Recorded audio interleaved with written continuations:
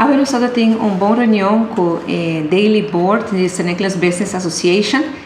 Riba base regular, periodicamente, me reúne com diferentes stakeholders e St. Nicholas Business Association é um stakeholder importante para o governo, mirando o desenvolvimento que nós temos planeado, de planificação e de execução de St. Nicolás.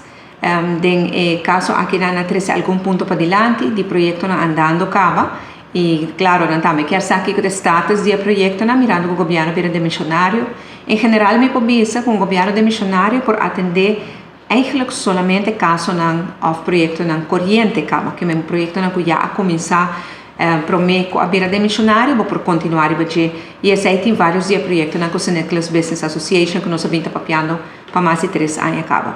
Uma boa reunião que ênfase e enfoque para trazer vida back no centro de St. Nicolás e para melhorar aspecto de diferentes áreas de St. Nicolás, para assim trazer mesmo progresso e bem-estar que nós conhecemos uma banda de nossa isla, trazer também outra banda de nossa isla. Uma boa reunião e nós seguimos em diálogo para percorrer o projeto que já acaba de execução para agora finalizar.